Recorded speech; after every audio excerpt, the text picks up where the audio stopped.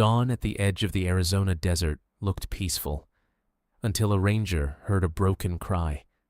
A baby elephant, only 7 or 8 months old, lay trapped in nylon netting and a thin wire that had bitten deep. He'd been stuck for 2 long days. Saving him wasn't just hard. It was dangerous. One wrong cut could make that wire snap tighter and hit an artery. And the worst part? His mother was nowhere in sight. Dawn came in quietly over the Sonoran edge of Arizona, light sliding between saguaro arms and brittle mesquite. The desert looked calm enough to forgive anything. But under that calm, a young elephant calf lay where the sand turned darker near a dry wash, breathing like each inhale had to be negotiated. He was only 7 or 8 months old, still built for trust, for following, for milk and shadow. Dust clung to the soft folds behind his ears. His lashes were matted, his eyes glassy with fatigue. When he tried to shift, his small body didn't roll the way it should. Something held him, invisible at first, like the ground had decided not to let go. The net revealed itself with the first weak tug. Nylon strands, thick as anger, wrapped around his legs and belly in a cruel geometry, and threaded through it. Thin wire, the kind used to cinch trash bundles, biting deeper each time he fought. The calf trumpeted once, not loud, more like a broken question, then fell silent again. He had been trapped long enough for the desert to start claiming him. His mouth was dry and foamy at the edges. Flies gathered at the cuts where the net had already chewed through skin. Dark stains marked where he'd tried to drag himself free.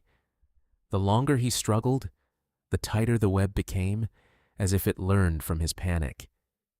Ryan Cole heard the call before he saw the calf. One soft, desperate sound that didn't belong to sunrise. 15 minutes earlier, he'd been driving the service road with a thermos on the dash, thinking about fences and water lines. Now he crouched in the sand, radio in hand, and let the silence tell him what his eyes couldn't fix. Up close, the calf looked smaller than he should have, rib shadows faint beneath dusty hide. Ryan's hand hovered near the wire, then stopped. The wire wasn't just wrapped, it was loaded with tension, like a spring waiting to snap. One wrong cut could make the strands recoil and slice deeper, fast enough to hit something that wouldn't forgive a mistake. The calf's trunk reached toward Ryan, trembling, searching for anything familiar. It brushed the air, then dropped, heavy as wet cloth. His ears fluttered once, weakly, trying to cool a body that had already burned through its reserves. He blinked slow, as if sleep and pain were the same door, and he couldn't tell which one he was choosing. Ryan unscrewed his water bottle and poured a thin stream into his palm first, letting the calf smell it. The little trunk lifted again, found the water, and drank in small, frantic pulls. Relief flickered across his face, then vanished when he tried to shift his weight, and the net tightened with a dry, ugly creak. The calf cried out, sharper now, and the sound cut the morning clean. A second vehicle pulled up behind the brush. Lena Park climbed out with a camera bag bouncing at her hip, a sanctuary volunteer who documented rescues when she could. She took one look at the calf's legs and went pale. The lens came up anyway, because she knew people only changed when they were forced to see what was easy to ignore. Ryan made Lena step back and keep her shadow off the calf's eyes. Quiet, he said, more to the crowd that wasn't there yet than to her. He scanned the sand for tracks, wide, deep prints of an adult elephant. There were none. No protective circle, no broken brush where a mother should have paced, no fresh dung, No angry warning calls. That absence hit harder than the wounds. Calves this young didn't survive alone. Not here, not anywhere. If his mother was gone, it wasn't just a rescue. This was a race against a clock nobody could see. Ryan keyed his radio and called for Dr. Maya Bennett in Tucson, then switched to his phone, sending coordinates with hands that tried not to shake. The calf's breathing began to change, shallow and uneven, like his chest was tired of arguing with the net. His eyelids drooped, then snapped open when a fly landed too close to a cut. He tried once more to pull free, and the wire sank in like a whisper, turning into a threat. Ryan swallowed hard. He'd seen animals fight until they didn't. Lena shifted to the side and caught something in frame that didn't belong. Faint tire tracks pressed into the sand near the wash, leading away toward the service road. Ryan followed them with his eyes, jaw tightening. The desert hadn't made this trap. Someone had. He looked back at the calf, still breathing, still here. Then down at the wire again, knowing the first cut would decide everything. Morning warmed, fast, but the calf stayed cold in the wrong places. His skin held the night's chill, while his wounds burned under flies and sun. The desert hummed like nothing was happening, yet every minute tightened around him, turning his small body into a quiet emergency. He tried to rest, then startled awake, as if sleep itself felt dangerous. His trunk searched the air again, brushing grit, finding only heat. When he swallowed, it looked painful. His belly barely rose and fell, and the net's shadow lay across him like a second, heavier hide. Ryan kept his voice low, the way people talk in hospital rooms. He poured water slowly, letting the calf drink in sips instead of gulps. For a moment, the calf's eyes softened, almost trusting. Then he shifted his front leg, and the wire answered with a sharp pull, stealing that softness in an instant. The calf's cry came out higher this time, thin and cracked, like a door hinge that couldn't take another push. He fought, just once. One short surge of panic. The nylon strands tightened and the wire sank deeper. The movement left him trembling, and when he stopped, his breathing sounded smaller than before. Lena held her camera lower now, like it was too loud to use. She crouched in the sand and kept her distance, filming through mesquite branches so the calf wouldn't see her face and spook. In the viewfinder, his legs looked wrong. Too still, too swollen in places, too scraped where the net had sawn back and forth. Ryan checked the ground again, walking the edge of the wash. No mother prints, no herd trail. Only the tire marks, faint but real, pressed into the sand like a confession. He followed them with his eyes until they vanished near the service road, then returned to the calf with a look that carried both anger and worry. The calf blinked at Ryan and seemed to listen, not to words, but to tone. He raised his trunk toward the ranger's boot, then let it fall onto the sand. His ear flicked once, sluggish. The flies didn't even scatter when Ryan waved them away. They'd learned the calf wouldn't fight them hard enough. Ryan called again for Dr. Maya Bennett and got the same answer. She was coming, but Tucson was hours away and the roads were rough.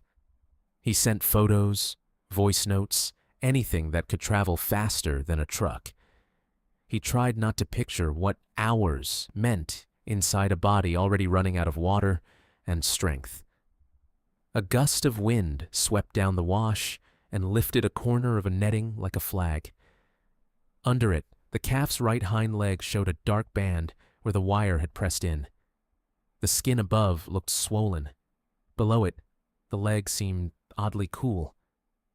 Ryan's face tightened. That wasn't just a cut. That was circulation failing. The calf noticed the wind too. He tried to pull his leg free from the net's bite, and the wire shifted with a soft metallic sound. Ryan froze. The calf froze. In that one breathless pause, it felt like the whole desert was waiting for a mistake. One slip, one wrong angle, and the wire could snap into a deeper, fatal place. Lena whispered that she could run back for bolt cutters from the maintenance shed. Ryan shook his head. Not yet, he said, gentle but firm. He knew a bigger tool didn't mean a safer cut.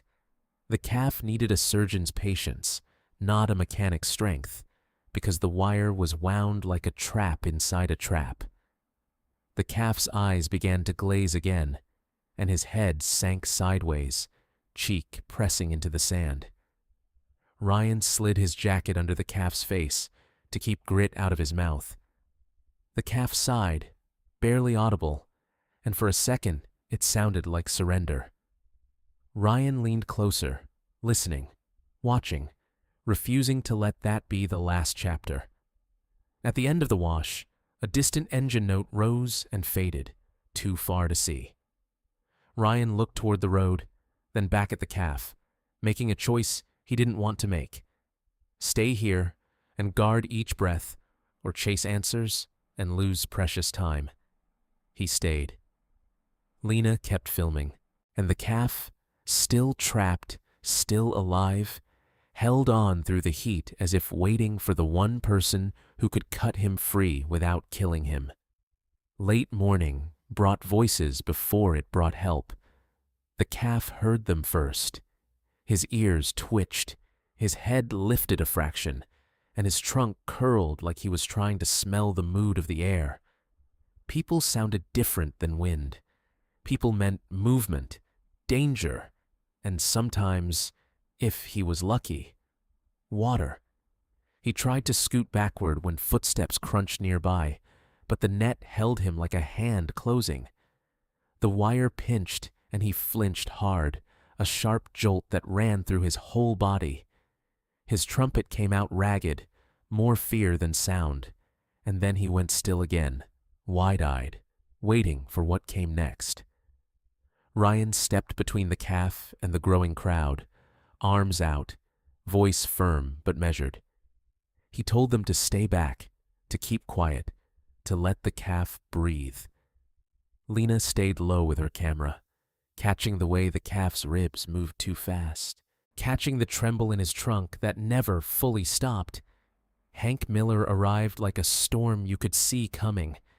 Sunburned, tired, jaw set, he pointed toward the wash like it was proof of everything he'd lost. He talked about broken pipes, smashed fencing, nights without sleep. To him, elephants weren't wonder. They were a bill that never stopped showing up. The calf didn't know any of that, but he felt the heat of it. He shifted once, trying to tuck his legs closer, and the nylon strands pulled tight across fresh wounds. A thin line of blood reopened along his ankle. Flies rushed in like they'd been waiting for permission. The calf's eyes squeezed shut, then opened again, glossy with pain. Ryan tried to explain this calf belonged to a sanctuary, that it wasn't wild, that it wasn't anyone's enemy. Hank cut him off. "You save him," he snapped, "and he'll come back with bigger ones." The words landed heavy in the still air, and even the people who didn't agree with Hank didn't argue like they were sure. A pickup rolled in behind Hank, and another after that. Someone's kid climbed out, curious, too close, phone raised. The calf saw the movement and panicked. He jerked his front leg, a quick, terrified pull. The wire answered instantly, biting deeper. Ryan's stomach dropped. He shouted for everyone to back up. Now. A siren chirped once in the distance, then faded. Tyler Brooks, the deputy, pulled up in a county SUV and stepped out with the calm of a man who'd broken up enough bad mornings. He set a boundary line in the sand and made people stand behind it. The crowd grumbled, but they listened, mostly. Tyler's next words landed like a second blow.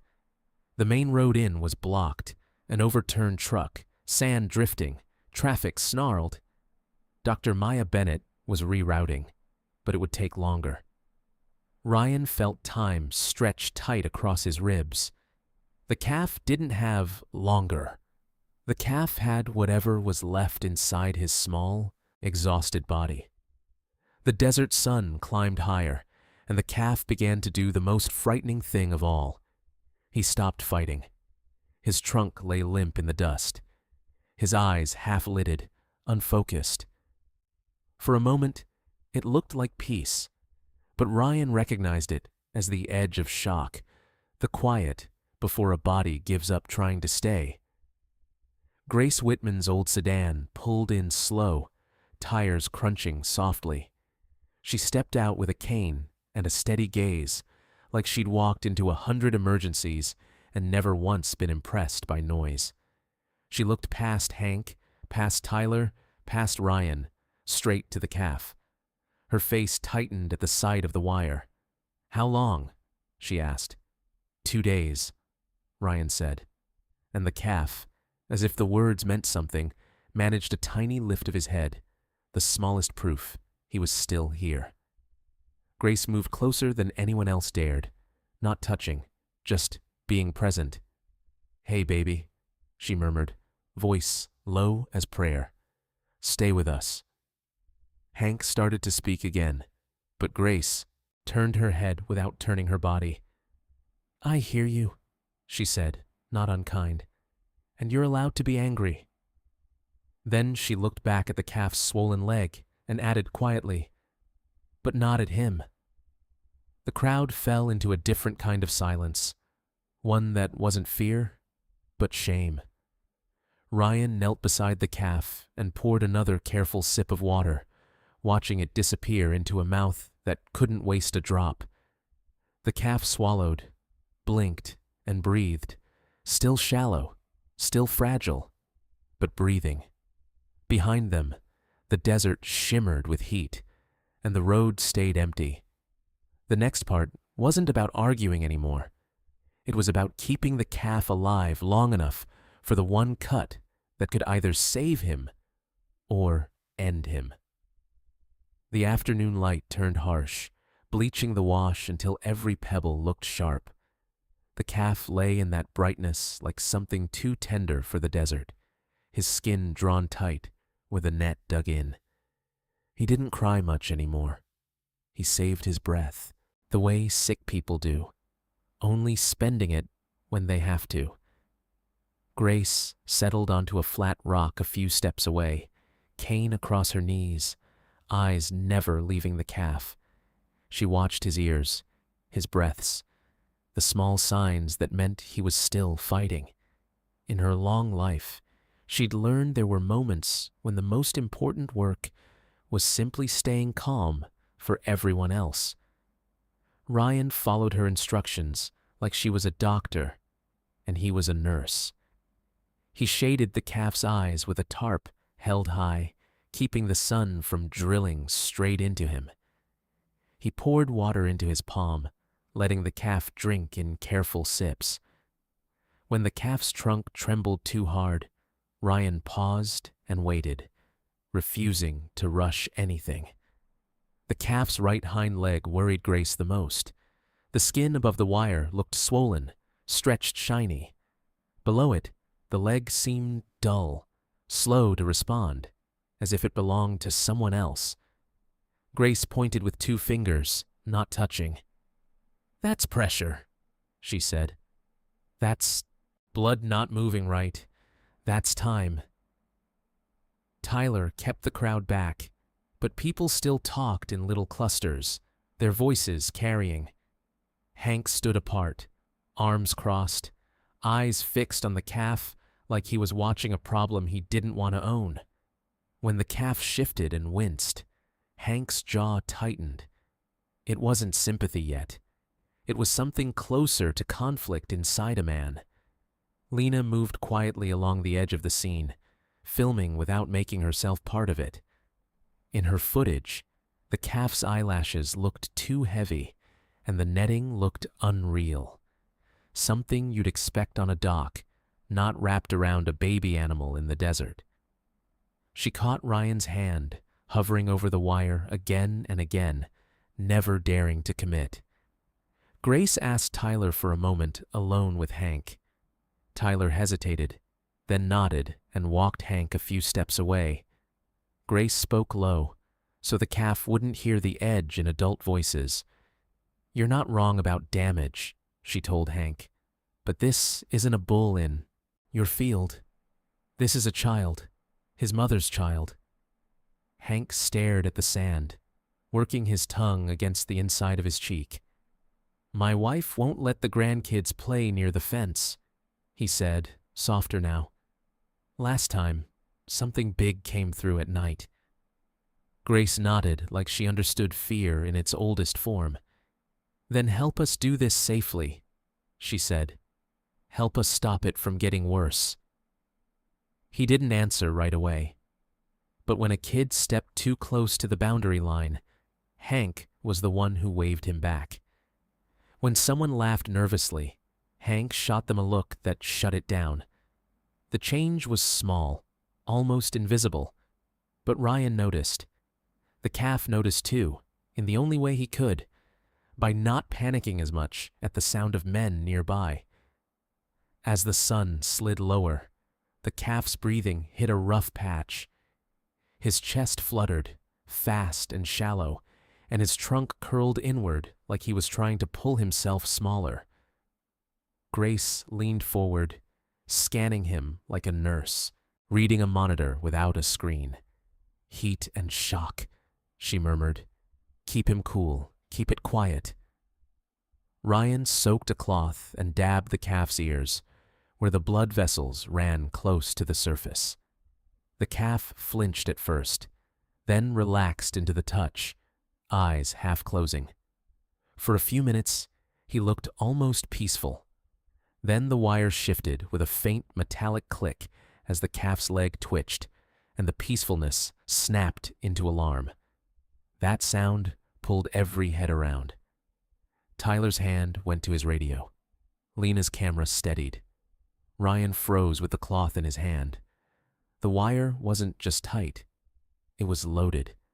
One cut in the wrong place could make it whip, bite deeper, tear something that couldn't be repaired out here. In the distance, a pickup moved along the service road, slow, like someone pretending not to be curious. It paused longer than it should have, then rolled away. Lena caught it on camera, just a glimpse of a dusty tailgate and a taped-up license plate. Tyler saw it too, and his expression sharpened. "That's not normal," he said. Grace's voice stayed calm, but her eyes went hard. "Somebody dropped that net," she said. "Somebody knows." Ryan felt anger flare, hot and clean, then forced it down. Anger wouldn't keep the calf breathing. Anger wouldn't bring Dr. Maya faster. He knelt again and let the calf drink, watching the tiny throat swallow like a fragile machine. The day cooled into evening, and the desert's colors softened. Gold, then rust, then violet at the edges. Ryan listened to the radio for updates, each crackle a promise that help was still moving. Grace stayed on her rock, a quiet anchor. Hank stayed too, not leaving, not speaking much, just watching the calf, like he'd begun to understand that survival wasn't a debate. When the calf finally let his head rest against Ryan's jacket again, it wasn't surrender this time. It was exhaustion with a thin line of trust. Ryan looked down at the wire, at the net, at the deepening shadows that would make everything harder. Night was coming. The rescue wasn't here yet, and the calf, still caught, still hurting, was running out of time one breath at a time. Night fell fast in the desert, like a curtain dropped without warning. The air cooled hard, and the calf shivered beneath the tarp as if his body couldn't decide whether it was burning or freezing. His breaths turned visible in the light of portable lanterns, each one thin, each one earned. Ryan kept close, speaking softly the way you speak to someone you don't want to lose. The calf listened with half-closed eyes, blinking slow. When Ryan lifted the water bottle, the little trunk rose on instinct and found it, drinking in small pulls. Then the trunk sagged again, heavy, as if it had to be reminded how to hope. Tyler set up a wider perimeter once the crowd began to swell again. Headlights kept appearing and disappearing on the service road, drawn by rumor and curiosity. He kept the loud ones back and the quiet ones close enough to help. Safety came first, because if the mother elephant showed up angry, panic could turn this wash into a tragedy. Grace watched the calf's leg under the lantern glow, tracing the swollen outline with her eyes. The wire had left a groove that looked too deep for such a thin thing. She could see places where the skin was purple and angry, and other places where it had gone pale, like the body was already giving up on saving that part. "He's been squeezing his own blood out," she said, voice tight. Hank returned with a folded blanket from his truck and offered it without a word. Ryan hesitated, then accepted. Together, they draped it over the calf's shoulders, careful not to catch the net. The calf sighed, and the sound cracked something open in Hank's face. He looked away quickly, as if embarrassed by feeling anything at all. Lena walked the edge of the wash with her camera, trying to capture the strange ceremony, forming around the calf. Lantern light, hushed voices, silhouettes of people keeping watch. She filmed the netting up close, the nylon strands stained and frayed.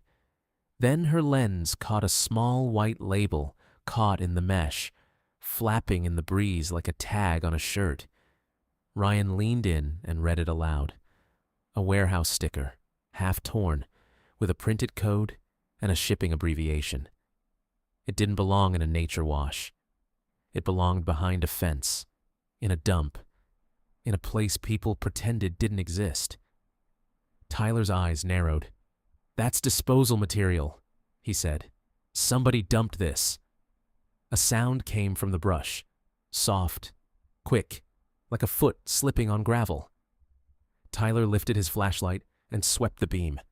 For a second, there was nothing but mesquite and shadow. Then the light caught a figure moving low, trying to blend into the dark. Someone froze, then ran. Tyler took off, boots thudding, radio crackling. 2 other deputies arrived just in time to join the chase, their lights bouncing across the wash like nervous fireflies. Ryan stayed with the calf, heart punching at his ribs, because leaving now was not an option. The calf startled at the distant commotion and tugged once, just once, and the wire bit again. Grace stepped closer, her cane planted firm. "Easy," she murmured, not to the calf alone, but to Ryan too. "He feels everything." Ryan lowered his shoulders and breathed slow until the calf's eyes softened again. The desert had taught him this lesson before. Fear spreads faster than any rescue truck. Tyler returned 10 minutes later with a man in his grip, dusty and sweating, eyes darting like a trapped animal. His name was Eddie Rojas, and he smelled of cigarettes and hot metal.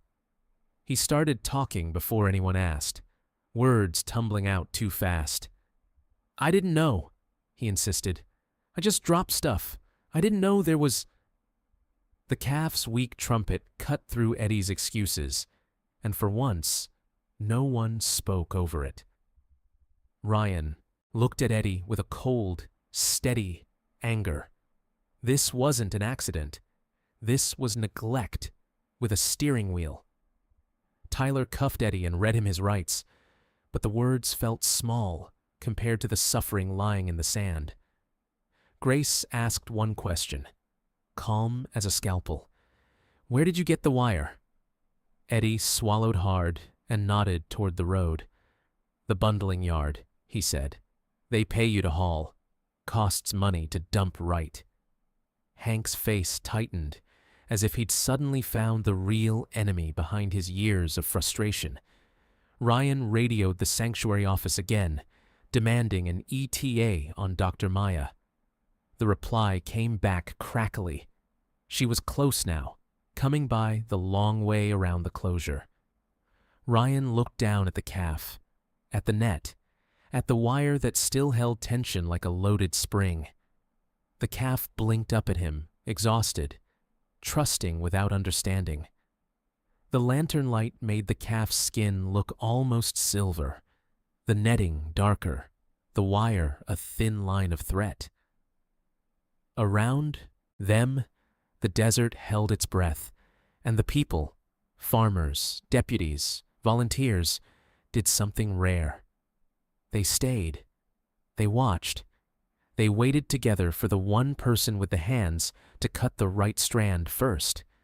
In the far distance, a low engine hum grew louder, steady and purposeful. Headlights climbed the last ridge and spilled down into the wash like a promise. Ryan felt his throat tighten with relief and dread at the same time.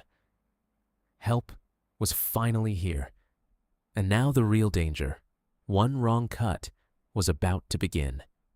Headlights washed over the wash in a hard white sweep, turning the sand into a pale stage. The calf lifted his head at the new sound, then sagged again, too tired to be afraid for long. His breath came in shallow pulls, and the net creaked softly with every movement, like it was counting along. Dr. Maya Bennett stepped out with a battered medical case and a calm face that didn't match the urgency in her hands. She moved slowly at first, letting the calf see her shape, letting him smell the air. The calf's trunk twitched toward her, then fell. His eyes followed her like he was trying to remember what help felt like. Maya crouched just outside the net's reach and studied the wire groove on his hind leg. The skin above it was swollen tight. Below it, the limb looked dull, almost distant. She pressed 2 fingers to a pulse point and held them there. Her jaw tightened. "We're losing circulation," she said quietly. Not for drama, just truth. Ryan pointed to the wire's twist, the way it disappeared under nylon. Maya nodded once. "This is loaded," she said. "If we cut wrong, it snaps tighter before it lets go." The calf blinked slow, as if the words weighed on him too. Lena's camera caught the glint of wire, thin as a promise and twice as dangerous. Maya opened her kit like a ritual. Syringes, vials, a stethoscope, small tools that looked too delicate for a creature this size. She checked the calf's gums, his eyes, his breathing. "He's dehydrated," she said. "That changes everything." The calf swallowed with effort, and a faint tremor ran through his shoulder. She explained the risk without raising her voice. Too little sedative, and the calf would thrash, tearing his own wounds wider. Too much, and his breathing could slow until it stopped. Ryan felt his stomach drop, because the calf already breathed like he was tired of breathing. Grace stood close, steady as an anchor, watching Maya's hands. Maya drew the dose slowly, measuring like each drop mattered, because it did. Ryan kept one hand near the calf's head, not touching, just ready to soothe. The calf's ears fluttered weakly, and his trunk lifted in a small, searching motion, as if asking where his mother was and why strangers had become his world. The dart slid in clean, and the calf startled, then settled as the medicine began to travel. His eyelids grew heavy, then fluttered open again, fighting sleep out of instinct. Maya monitored his chest, counting breaths, listening for any change that felt wrong. The desert around them stayed silent, as if even the wind didn't want to interfere. When the calf finally softened into sedation, his body sagged into the sand like a weight released. It should have looked peaceful, but it didn't. Under the lantern light, his wounds looked sharper, the net darker, the wire more cruel. Maya nodded to Ryan and Grace. "Now we work," she said. "Slow. No hero moves." The first cuts were tiny, surgical, almost polite. Maya traced each nylon strand to where it entered and where it exited, lifting it just enough to relieve pressure before slicing. The calf didn't move, but his skin did, tight where it hurt, looser where it had been spared. With every snip, the net's grip changed, unpredictable as a living thing. Ryan held a flashlight steady, while Lena adjusted angles so the shadows wouldn't hide the wire. The calf's front legs were worse than Ryan had realized. Strands had sawn near the bone, leaving raw lines that made Grace inhale sharply. Maya cleaned as she went, irrigating, dusting antibiotic powder, refusing to let panic speed her hands. Then they reached the hind leg. The wire disappeared beneath a knot of nylon that had twisted on itself, pulling tighter with every past struggle. Maya stopped and stared, breathing once, slow. "This is the trigger," she murmured. "If it recoils, it could slice into an artery." Everyone went still, even Tyler at the perimeter. Maya positioned her cutters at a precise angle and tested the tension with a fingertip. The wire shivered faintly, like it wanted to jump. Ryan felt sweat gather along his spine despite the cold night air. The calf's chest rose and fell, steady, shallow, depending on strangers to be perfect. Grace whispered, "Easy," like a prayer. The cutters closed a fraction, and the wire twanged, a tiny snap of motion that made Maya jerk her hand back. For one terrifying heartbeat, the coil tightened instead of loosening, biting deeper. Maya reacted instantly, shifting her grip, pinning the strand with a clamp so it couldn't spring. The danger passed, but the message stayed. One slip would end this. Maya leaned closer and saw what the net had been hiding, a section where the wire had tracked close to tendon, threatening the calf's future even if he survived tonight. "We can save his life," she said, voice low, "but he may not walk right for a while." Ryan looked at the calf's sleeping face and felt the fear change shape. This wasn't just about getting him free. It was about what kind of life he'd wake up to. The work stretched on until time stopped feeling like numbers. Under the floodlights, every strand of nylon looked the same, and every cut carried a consequence. The calf lay sedated and still, but his body told the story anyway. Swollen joints, raw grooves, skin rubbed thin from hours of fighting a trap he could never understand. Maya's hands moved with a steady patience that felt almost unreal. She clipped, lifted, traced, and clipped again, never rushing, never guessing.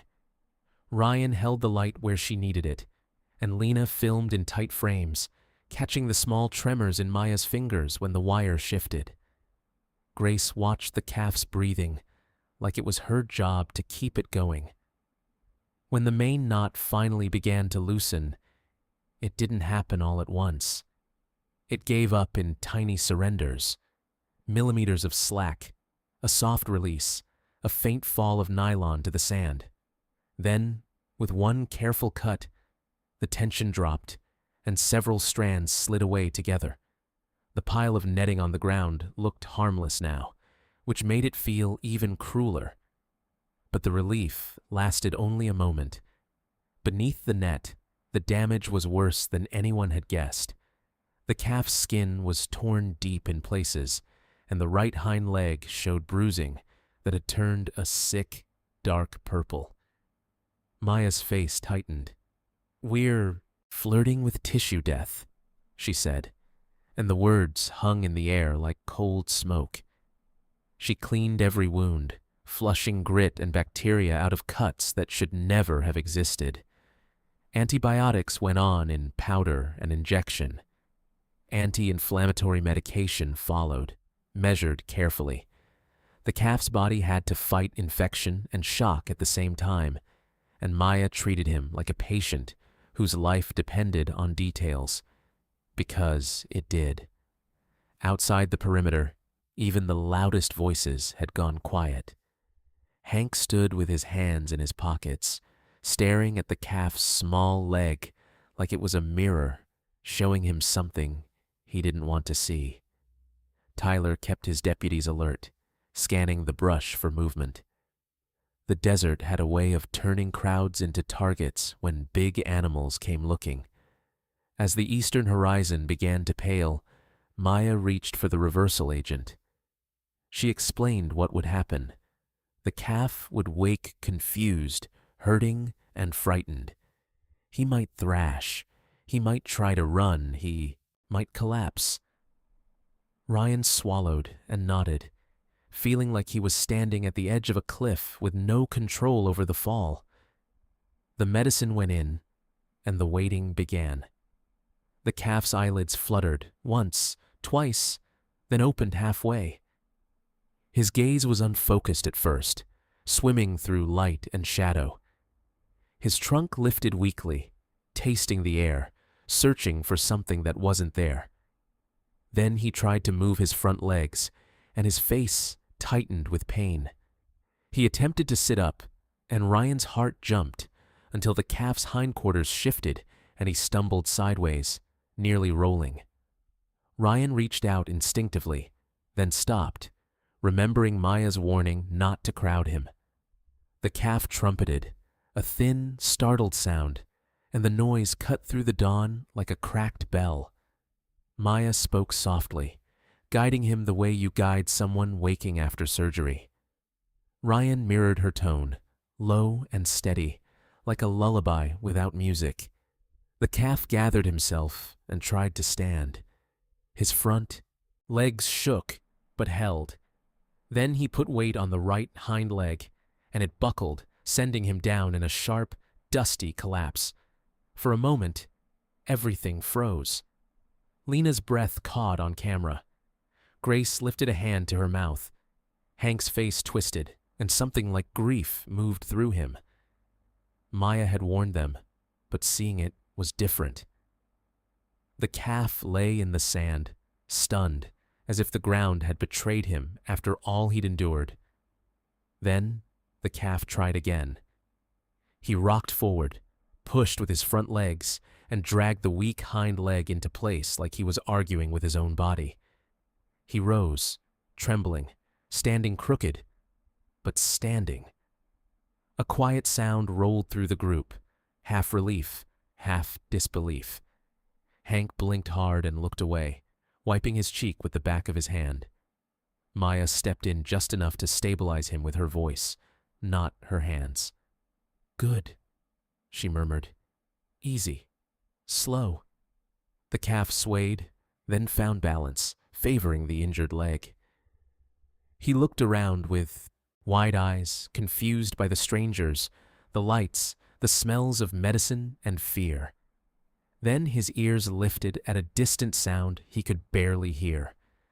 Maya's expression shifted from relief to concern. "We're not finished," she said quietly. "He's too young to survive without his mother." Ryan felt the victory shrink into a new dread. The calf was free, alive, upright, yet still at the mercy of a missing herd. Ryan leaned toward the calf and encouraged a low call, a rumble meant to carry. The calf answered with a weak sound, and far off in the morning air, something answered back. The reply came faint at first, almost swallowed by distance, more vibration than sound. The calf's ears lifted higher, and his whole body went still, as if the air had spoken his name. He swayed on his wounded leg, listening, then released a small rumble from deep in his chest, the kind of call that wasn't for strangers. Ryan felt the hairs rise on his arms. He'd heard that tone before in rescue yards, in quiet barns, in moments when an animal decided it wasn't alone. He signaled to Tyler with 2 fingers, and the deputy nodded, already moving people back. This was the part where hope could turn dangerous fast. Maya kept one hand raised, palm out, a silent command for calm. "No sudden moves," she murmured. "No shouting. If she comes in hot, we give her space." Grace stayed near the calf, not blocking him, just present, like a steady line he could lean on if his legs failed again. The calf called once more, stronger this time, his trunk lifting as if it could pull the answer closer. The sound rolled across the wash and into the brush. Lena's camera caught the tremble in his throat, the way his chest worked to push that call out through pain. Then the desert answered again. Closer now, fuller, like thunder held behind a curtain. At the far edge of the wash, mesquite branches shivered. Dust rose in a low cloud, and the first shape appeared. Massive, deliberate, moving with purpose. An adult female elephant stepped into view, ears spread wide, her body angled between the wash and the open desert, like she was claiming the space back. For a heartbeat, the world narrowed to her eyes. They swept the floodlights, the trucks, the people. Her trunk lifted, tasting the air, reading the story written in scent. Medicine, blood, nylon, fear. Ryan held his breath, knowing one wrong step from anyone could turn her into a charging wall. The calf made a sound that wasn't loud, but it was everything. Relief, urgency, pleading. He took a shaky step forward, then another, favoring the injured leg. Maya's voice stayed low. "Let him go to her," she whispered. "That's what he needs more than anything we can give." The matriarch, because that's what she was, even in a sanctuary herd, moved forward in slow, controlled strides. Behind her, other elephants appeared in the brush, forming a loose line, their bodies angled outward, protective. The humans didn't have to be told twice. Tyler guided them back until the wash felt wide again. When the mother reached her calf, she didn't rush him. She lowered her trunk and touched his face first, gentle as breath. The calf leaned into it and nearly folded, as if the contact unlatched weeks of fear in a second. He rumbled against her trunk, and the sound vibrated through the ground like a promise kept. She traced his wounds with the tip of her trunk, careful where she could, pausing where the skin was raw. A soft, rolling vocalization rose from her chest, low and steady, and the calf answered with a thin, shaky echo. Even Hank, standing back by his truck, looked like he'd forgotten how to swallow. The matriarch's attention shifted, slow as a turning planet. She faced the humans, eyes alert, but not wild. Her trunk lifted toward Maya, stopping just short of reach, hovering in the air where the smell of antiseptic and blood clung to gloves. Maya didn't move. She stood still, shoulders relaxed, letting the elephant decide what this moment meant. For several long seconds, the matriarch held that posture, testing, remembering, understanding in the only way she could. Then she lowered her trunk and turned back to her calf. It wasn't a bow, not a human gesture, but it felt like recognition, like she had sorted the scene into threat and help, and chosen help. The herd tightened around them, a living fence. 2 adult females shifted outward, flanking the group, watching the humans with quiet authority. The matriarch nudged the calf's shoulder, guiding him to step into the center. He limped, stumbled, recovered. Every time he wobbled, another elephant adjusted, slowing, shielding, making room. Ryan watched the calf take those steps and felt the night's terror drain into something softer. Maya's face held a tired satisfaction, but her eyes stayed clinical, tracking the calf's gait, the weight he could and couldn't bear. Grace exhaled, like she'd been holding her breath for 2 days herself. When the herd began to move, it wasn't a retreat. It was a decision. They walked as one, the calf protected in the middle, their pace matched to his injury. The matriarch looked back once, ears half spread, as if marking the humans who had been present at the edge of her world. The wash grew quiet again, the floodlights suddenly too bright for an ending. Hank stood with his hands on his hips, staring at the trail of footprints disappearing into brush. Tyler spoke into his radio about illegal dumping and charges that would follow. Lena kept filming until her arms ached, because she knew this was the footage that changed minds. 6 months later, Ryan would spot the calf during a routine drive, bigger, stronger, running in short bursts with the herd like he'd never known fear. Only faint scars remained, thin, pale lines that caught the sun at certain angles. Hank, true to his word, helped fund a cleanup program and reinforced fencing that didn't turn neighbors into enemies. And Grace, sitting on her porch with her cane across her knees, would tell anyone who asked that the rescue wasn't just about cutting netting.